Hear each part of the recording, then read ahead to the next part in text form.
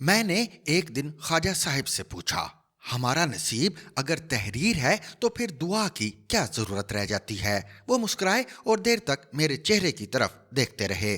یہ سوال زیادہ تر لوگوں کے ذہن میں اٹھتا ہے اور یہ مدت تک پریشان رہتے ہیں۔ ہماری زندگی، ہماری موت، ہماری ترقی، ہماری خوشحالی، ہماری شادی، ہماری اولاد، ہمارا رزق، ہماری عزت اور ہمارا برا وقت اور ہمارے مسائل، اگر یہ تمام چیزیں ہماری پیدائش سے قبل لوح محفوظ پر درج ہو چکی ہیں، اگر ابن فلاں اور ابن فلاں کی حیات کا ایک ایک سیکنڈ درج ہے، تو پھر کوشش اور دعا کی کیا گنجائش رہ جاتی ہے؟ آپ قدرت کے فیصلے کو تسلیم کیجئے، سر نیچے کیجئے اور صابر اور شاکر رہ کر زندگی گزار دیجئے۔ آپ کو نماز کے دوران درگاہوں میں ذکر اذکار کے بعد اور خانہ کعبہ اور مسجد نبوی میں گڑ گڑا کر دعا کرنے کی کیا ضرورت ہے؟ آپ کو آنکھوں میں آنسو بھر کر بھرائی ہوئی آواز میں اپنے خالق، اپنے رب کو آواز دینے کی کیا ضرورت ہے؟ یہ سوال ہر ذہن میں اٹھتا ہے، مگر زیادہ تر لوگ گستاخی اور خوف کی وجہ سے خاموش رہتے ہیں۔ میں بھی اس سوال کا جواب چاہتا تھا۔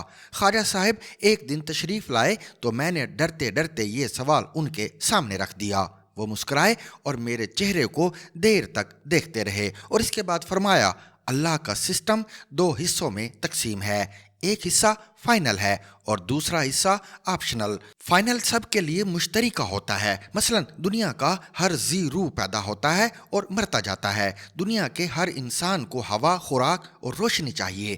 گرمی اور سردی نبی کو بھی لگتی ہے، اور اگر پتھر نبی اکرم صلی اللہ علیہ وسلم کے جست عطر کو بھی لگیں گے تو خون بہے گا، تیر لگے گا تو دندان مبارک شہید ہوں گے، غم آئے گا تو آپ کو محسوس ہوگا۔ نبی اکرم صلی اللہ علیہ وسلم کو بھی ڈر اور خوف کا احساس ہوگا، اور ولی بھی اس سے مکمل رہائی نہیں پا سکے گا۔ درجہ حرارت 50 سینٹی گریڈ سے اوپر جائے گا تو ہر جاندار کی سروائیول خطرے میں پڑ جائے گی۔ پانی آپ کو بھی چاہیے اور نبی کو بھی، کھانا آپ کو بھی درکار ہے اور نبی کو بھی، آکسیجن آپ کے لیے بھی ضروری ہے اور نبی کے لیے بھی، اور روشنی ہم سب کو بھی چاہیے اور نبی کو بھی۔ اللہ کے سسٹم میں مشرق مشرق رہتا ہے اور مغرب مغرب، اور اللہ تعالیٰ یہ سسٹم کسی کے لیے تبدیل نہیں کرتا۔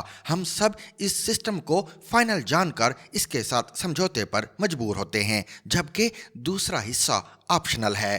یہ حصہ اللہ تعالیٰ کی نوازشات پر مبنی ہے۔ اللہ رزق ہر جاندار کو دیتا ہے، یہ فائنل ہے، لیکن اس رزق کی کوالٹی اور کوانٹٹی کیا ہوگی، یہ اللہ کی خصوصی نوازش میں آتا ہے۔ ایک انسان گاؤں میں نہر کے کنارے پانی میں بہتا ہوا تربوز توڑتا ہے اور خول میں منہ ڈال کر تربوز کھا جاتا ہے، یہ رزق ہے۔ دوسرے انسان کو 5 اسٹار ہوٹل میں باوردی بہرا انتہائی شاندار ماحول میں قیمتی ڈائننگ ٹیبل پر اور چمکتی سفید پلیٹ میں تربوز پیش کرتا ہے، اور وہ فرانس کے کانٹے کے ساتھ تربوز کی کاشیں کھاتا ہے۔ یہ اللہ کی مہربانی ہے، یہ اس کی نوازش ہوتی ہے۔ ایک شخص بدن پر چیتھڑے لپیٹ کر گاؤں کے جوہڑ میں نہاتا ہے اور پانی سے باہر آتا ہے تو اس کے جسم پر غلاظت لگی ہوتی ہے، اور دوسرا 5 اسٹار ہوٹل کے سوئمنگ پول میں صاف پانی میں غوطہ زنی کرتا ہے، اور یہ جب پانی سے باہر آتا ہے تو اسے گرم تولیہ اور سفید گاؤن پیش کیا جاتا ہے۔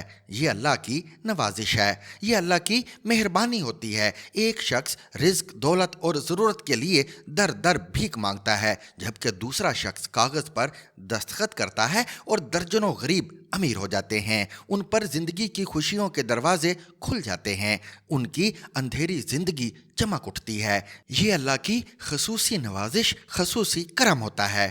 ہم سب بیمار ہوتے ہیں، ہمیں چوٹ لگتی ہے اور ہم لوگ مسائل میں الجھ جاتے ہیں، مگر ہم میں سے کچھ لوگ جلد صحت یاب ہو جاتے ہیں، کچھ لوگوں کے درد جلد ختم ہو جاتے ہیں اور کچھ لوگوں کے مسائل بہت جلد حل ہو جاتے ہیں۔ کیونکہ ان پر اللہ کا خصوصی کرم، اللہ کی خصوصی نوازش ہوتی ہے۔ یہ آپشنل ہے، اور اللہ تعالیٰ نے اس آپشن کے لیے 2 طریقے وضع کیے ہوئے ہیں۔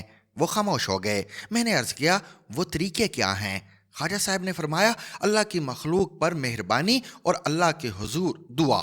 میں خاموشی سے ان کی طرف دیکھنے لگا۔ وہ بولے، آپ اگر اللہ کے نادار بندوں کے لیے کام کر رہے ہیں، آپ ان کی مشکلیں آسان کر رہے ہیں اور ان کے دکھ درد میں کام آ رہے ہیں تو اللہ تعالیٰ آپ پر اپنی نوازشات کے دروازے کھول دیتا ہے اور آپ کا تعلق خواہ کسی بھی مذہب، کسی بھی طبقے، کسی بھی گھرانے سے ہو، آپ اللہ کی مہربانی کے حقدار ہو جاتے ہیں۔ آپ کے لیے زندگی کی تمام نعمتیں دستیاب ہو جاتی ہیں۔ آپ اس معاملے میں یورپ اور امریکہ کے ارب پتیوں کی مثال لے سکتے ہیں۔ بل گیٹس پر اللہ کا کرم ہے۔ کیونکہ اس نے انسانوں کی زندگی کو آسان بنا دیا۔ اس نے انسان کو پرسنل کمپیوٹر دے دیا۔ یہ پولیو کی ویکسین بنا کر پوری دنیا کو مفت فراہم کر رہا ہے۔ پاکستان اور افغانستان کے بچوں کو بھی بل گیٹس کی عطیہ کردہ ویکسین پلائی جاتی ہے۔ اللہ تعالیٰ نے انسانیت پر اس مہربانی کے بدلے میں بل گیٹس کے لیے اپنی نوازشات کے گیٹس کھول دیے۔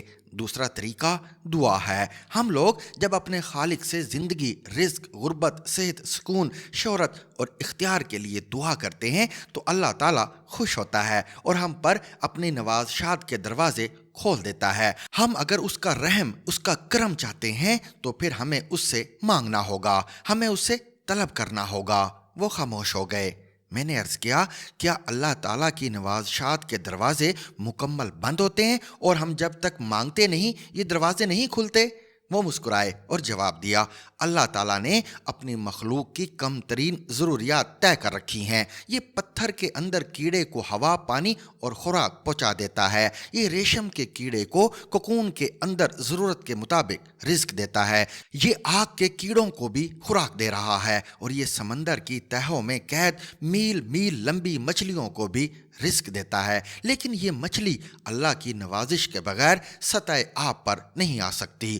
ریشم کا کیڑا اس کی مہربانی ہی سے کوکون سے باہر جھانک سکے گا اور آگ اور پتھر کے کیڑوں کو بھی اس کی نوازش کے بعد ہی باہر نکلنے کی توفیق ملے گی۔ اور زندگی کا یہ مرحلہ صدقے اور دعا سے طے ہوتا ہے۔ صدقہ اللہ تعالیٰ کی رضا کے لیے اس کی مخلوق پر مہربانی ہوتا ہے، جبکہ دعا اللہ سے مانگنا، اللہ سے طلب کرنا ہوتی ہے۔ وہ خاموش ہو گئے۔ میں نے عرض کیا، حضور دماغ کی ابھی ساری گرہیں نہیں کھلیں۔ خواجہ صاحب نے کہا لگایا اور بولے، ہم لوگ جب پیدا ہوتے ہیں تو اللہ تعالیٰ نوازشات کی چیک بک سے ایک چیک کاٹ کر ہماری جیب میں ڈال دیتا ہے۔ اس چیک پر اللہ کی منظوری کی مہر لگی ہوتی ہے، بس اماؤنٹ اور موڈ آف پیمنٹ کا خانہ خالی ہوتا ہے۔ اماؤنٹ اور موڈ آف پیمنٹ کے لیے اللہ تعالیٰ سے دعا کرنی پڑتی ہے اور ہم جوں اس سے مانگتے جاتے ہیں وہ اماؤنٹ کی جگہ پر ہند سے بڑھاتا جاتا ہے، یہاں تک کہ چیک کیش ہونے کا وقت آ جاتا ہے اور ہم نہال ہو جاتے ہیں۔ میں نے عرض کیا، مگر ہماری ہر دعا قبول نہیں ہوتی۔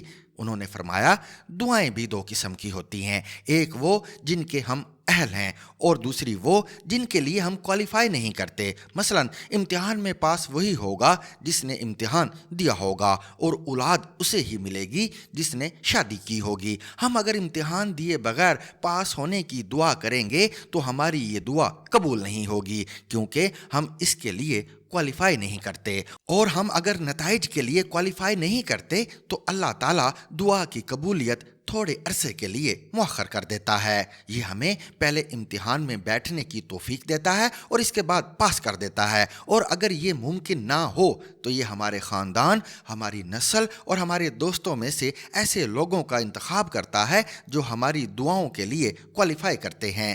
اللہ تعالیٰ ہماری دعاؤں کے نتائج ان کے کھاتے میں ڈال دیتا ہے اور یوں ہماری دعاؤں کا فائدہ ان لوگوں کے ذریعے ہم تک پہنچ جاتا ہے۔ ہماری دعاؤں کا چیک بعض اوقات ہماری اولاد بھی کیش کرا لیتی ہے۔ اللہ تعالیٰ ہماری سن لیتا ہے اور ہماری اولاد کو ہماری دعاؤں کے نتائج کے لیے کوالیفائی کر دیتا ہے، اور یوں ہم اپنی اولاد کو خوشحال، باعزت اور با اختیار ہوتے دیکھتے ہیں۔ وہ خاموش ہو گئے۔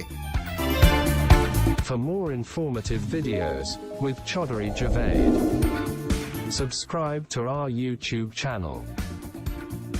Zigzag News. We make it special.